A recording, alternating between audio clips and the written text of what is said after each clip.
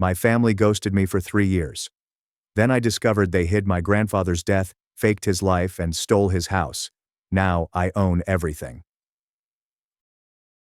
Most of these people I hadn't seen in 5 years, and some for even longer. Some I was pretty sure I had never met. Someone handed me a plastic flute of champagne. A child dashed by clutching a paper plate like a steering wheel. There were folding seats, paper lanterns, and a Bluetooth speaker playing nice music. All of the components for a low-key outdoor gathering are joyous, but a little odd. It should have gone well, and it did for the first hour or so. I stood near the table of finger foods, pretending to be interested in grape skewers. My husband, Roger, was behind me, clutching a glass of white wine and looking around with that blank, enigmatic expression he gives when he's too polite to say he wants to leave. Mom was in her element, hugging people, wiping away tears, and reapplying lipstick with a tissue. Dad was seated near the grill, moaning about the weather as if it had offended him. My sister Natalie was, predictably, nowhere near me. Her husband was laughing about something that no one else considered amusing. It was Grandpa's house, but it no longer felt like him. He constructed it once the business took off.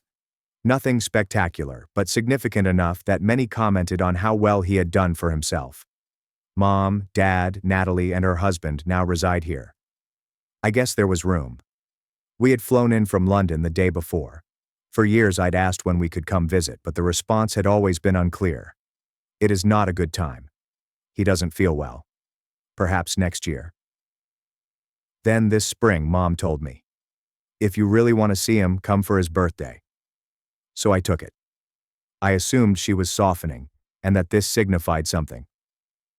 The party was already in full swing when they wheeled Grandpa out in a wheelchair, his hair well groomed and wearing a sweater vest that I barely remembered. Everyone applauded as if he just walked the red carpet. I stood there, frozen. He looked nice. Too good. His face was smooth, his eyes remote, as if he were half listening to a tune no one else could understand. I waved. He did not return the wave. I explained to myself that it was due to my age. Mom leaned forward and whispered, "He doesn't talk much anymore. It's hard for him." I nodded as if I understood. She raised her glass and started the toast, her voice wavering just enough to make it personal. 90 years of wisdom, love, and generosity, she told me. He built our family. He gave us this life. Some of the attendees sniffled. A woman behind me said, "Beautiful," under her breath. Roger did not clap. I realized that he was staring. "Hey," I whispered softly, prodding him. "What's wrong?" He did not respond. I just continued studying Grandpa, or the man in the chair, as if he was memorizing every wrinkle. "Roger," I repeated. That was when he leaned in. "Get your bag. We're leaving. Act like nothing's wrong." I genuinely laughed. "You're kidding." He didn't grin. His eyes did not move. "Get your bag." "What are you talking about?" "Smile. Walk inside. Pack now." I stared at him. "Roger, what is this? We just got here." He gently turned his head, finally staring at me. "Something is very, very wrong." That was not how he said it. He seemed so calm, as if this were a fact, like gravity. My hands got cold. I looked back at Grandpa. He had not moved. His hands lay on the armrests as props. "Are you serious?" I inquired. Roger didn't respond. He was already headed towards the home. I followed upstairs. I fumbled with the zipper of my overnight bag. My heart was thumping. My mouth was dry. I kept thinking, if he's wrong, this will be extremely embarrassing. If he's correct. We exited the front entrance. Nobody stopped us. Nobody even looked up. Roger opened the passenger door for me like a gentleman in a spy movie. We both got inside. He locked the doors. Then he grasped the steering wheel and said, "That's not your grandfather." I used to think I was hallucinating the difference between how things turned out for me and my sister. Maybe I was overly sensitive. Maybe I was overdramatic. Perhaps I just enjoy finding reasons to feel left out. That's what I told myself for years, until Natalie turned 18 and everyone in the house pretended she was boarding the Titanic. She was standing at the front door with her duffel bag and a full tuition scholarship, and her mother was crying like someone had died. "You don't have to go," she repeatedly said. We'll manage. Please just stay for a bit longer. Meanwhile, 2 years ago, when I turned 18, I received a suitcase and a nod. It's time to grow up, Dad had remarked. You're an adult now. Go build your life. No embraces, no tears, and no offers to help me pack. I do not want to seem bitter. I really don't. I moved out, I went to college, I went on with things. But there's something about being hustled out the door as a nice guest while your sister begs to stay. That kind of sticks. The strange thing is that I didn't even have a choice concerning college. I knew I needed to depart. Not because anyone told me to, but because I needed a reason to quit. My parents didn't contribute anything. I don't think they inquired what I was studying. It was Grandpa who assisted. Quietly. He handed me money every few months, enough to cover rent, groceries, and the occasional breakdown. No fuss, no lectures. Just a folded check and a letter in his unsteady handwriting. I hope this helps. I am proud of you. He did not owe me that, yet he did it nonetheless. I remember him from the beginning. I had Grandpa before I could form whole phrases. He'd pick me up and tell me stories in a voice that seemed to know all the mysteries. He created me wooden toys and taught me how to operate a hand plane while I was still wearing Velcro sneakers. He smelled like cedar and peppermint tea. Back then, it felt like he was mine and I was his favorite. Perhaps I was. However, life has a tendency to separate people. College transformed into a career. A job evolved into Roger. And then we found ourselves living in London. It was not a dramatic escape. It was opportunity, work, timing, and, to be honest, relief. Being far away made everything seem easier. It's easier not to notice how rarely my parents call. It's easier to assume the silence was due to time zones. It was easier not to experience the strange hollowness that usually accompanied any chat with Natalie. We stayed in touch, regardless of how friendly it appeared. Holiday emails and the occasional Zoom conversation. My last genuine conversation with Grandpa was over one of those video calls. He appeared older, but still sharp. He inquired about my work. I asked about his garden. He joked about squirrels stealing all of his tomatoes. That happened 3 years ago. After then, things became quieter. I'd asked to speak with Dad, but Mom would say he was asleep, not feeling well, or was too weary. She eventually stopped answering altogether. I told myself that it was normal. People age and withdraw. Perhaps it was difficult for him to speak. But something about it never seemed right. So I did not press. I had a life, a career, and a husband. I convinced myself it wasn't personal that I hadn't been cut out, but rather softly and graciously left behind. And then, there was the birthday invitation, or more accurately, permission. Mom had stated on the phone, come for his 90th. I didn't hesitate. I booked the flights that night. I assumed it meant something. I thought maybe this was the moment things changed, and I was welcomed back in. Instead, I strolled into a gathering where I knew no one, stood on unfamiliar turf, and understood that this location had stopped being mine, if it ever was. Mom, Dad, Natalie, and her husband all live here now. They'd accepted the house as a natural extension of their intimacy, their true family. I was merely exploring the outside. I kept telling myself it was all in my imagination, that I was projecting and that I was acting dramatically again. But then Roger leaned in and said, "Get your bag." And everything felt real. We sat in the car as if we had just committed a crime or perhaps escaped from one. I could not identify the difference yet. Roger gripped the driving wheel as if he were expecting it to bite him.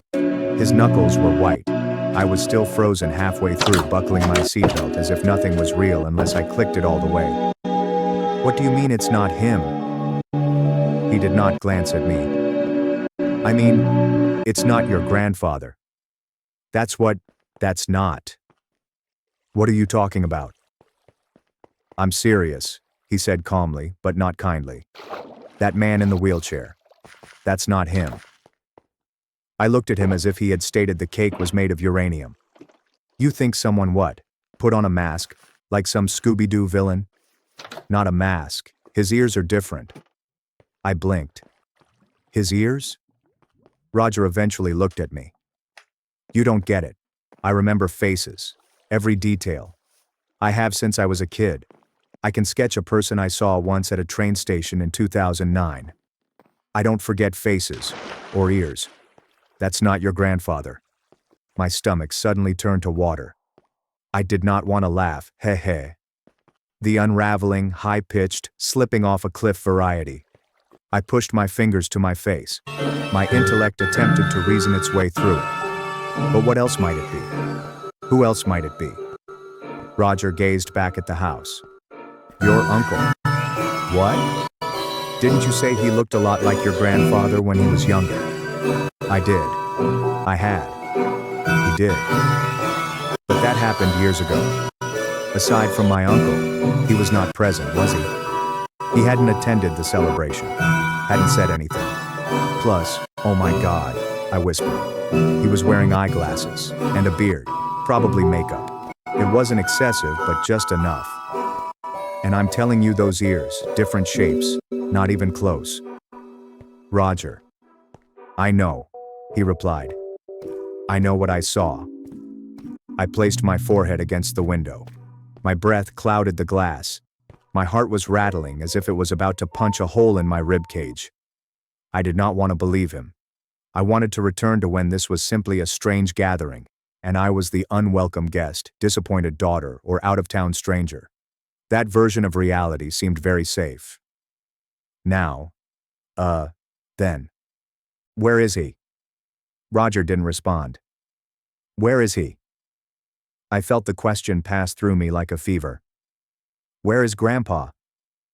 Suddenly, everything shifted. Those embarrassing toasts, the crying. The guest list is half empty.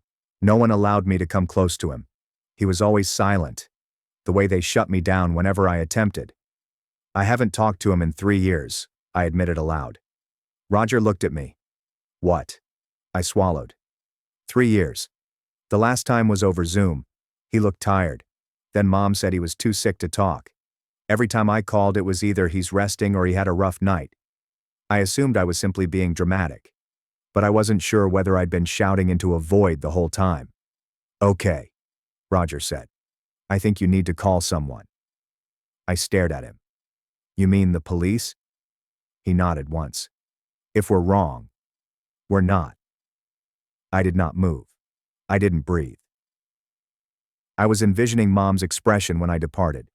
That tight little smile that did not reach her eyes. Her head shook slightly, like if I had unexpectedly entered my own existence.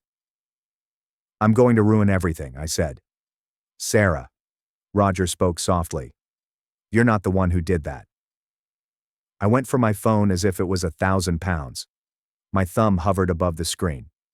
And then I phoned. The police arrived sooner than I thought. 2 cops, nondescript clothes, and quiet. They spoke to us outside the automobile. I told them what I could, which wasn't much, and tried to sound as reasonable as possible, which wasn't easy.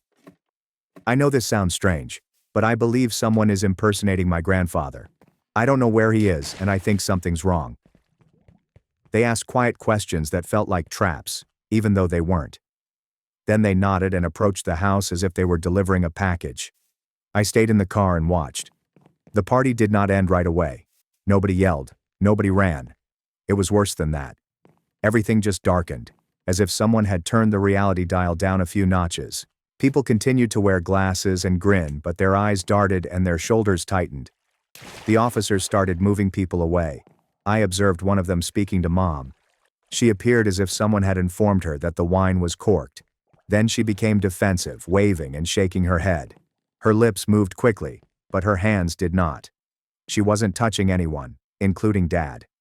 He stood off to the side, peering at the hedge as if it contained answers. I observed them interact with the man in the wheelchair. He didn't say anything. Then they must have asked for identification. Mom walked inside and returned with something. It didn't change anything. The policeman knelt again and spoke quietly. They maintained that professional stillness, remaining cool, collected, and unreadable. Then one of them rose and walked away. The other stayed. Eventually, the man in the wheelchair glanced up and spoke. Only a few words. Then he nodded. It was not over. Not even close.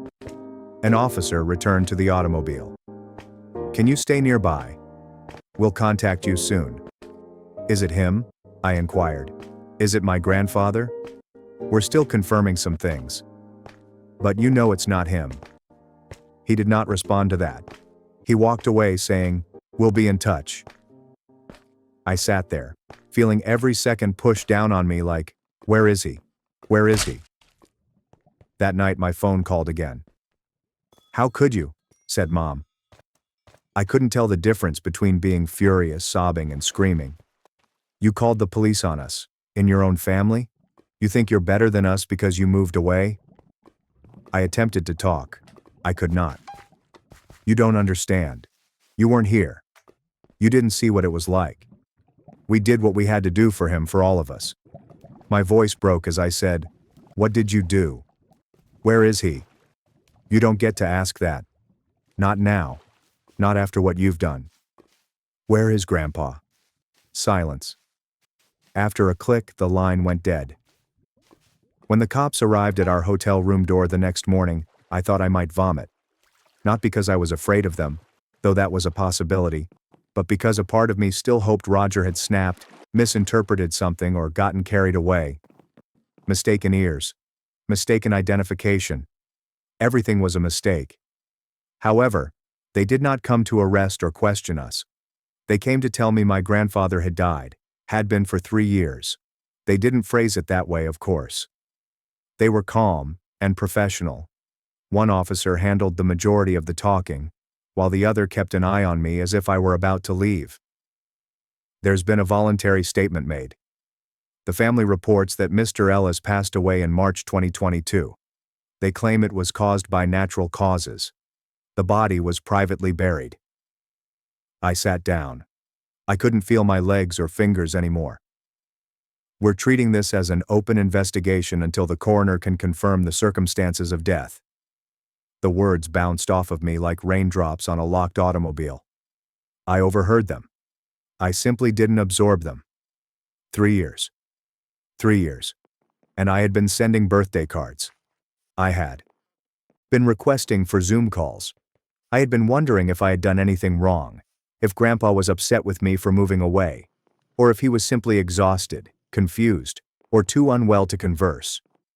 Number. He was gone. They did not even tell me. They did not inform anyone. I can scarcely recall what I said to the police. I believe I asked if he suffered. They claimed they didn't know yet. I believe I asked if the man at the party was my uncle. They nodded. I wanted to shout. Alternatively, you could hit something. Alternatively, crawl into a hole and never come out again. Instead, I said thank you like a good girl or a polite moron. The news began to spread online a few days later. At first, there were only whispers about Reddit posts and a local gossip site. But then someone released a grainy, shaky phone video of the birthday toast. My mother wiped her eyes. No, not my grandfather, who pretended to listen as if everything was true. This man died 3 years ago. His family threw him a 90th birthday celebration. Anyway, he was portrayed by someone else. The internet did what it always does. I laughed. Then it speculated. Then it ripped us all to pieces.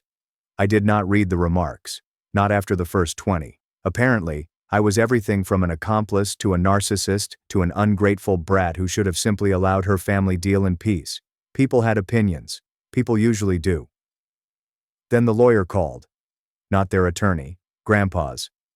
"Sarah, I've been trying to reach you for some time." I almost hung up. "Your grandfather left his estate to you. The house, the business assets, the remainder of the trust, everything." I glanced at the floor, at the dreaded grout line in the kitchen tile that never quite lined up. My throat became dry. "This wasn't a secret," he explained gently. "He told your mother, your sister, years ago." All of a sudden, everything came together. The lies, the secret, fake parties, the man in his wheelchair. They hadn't simply been concealing his death.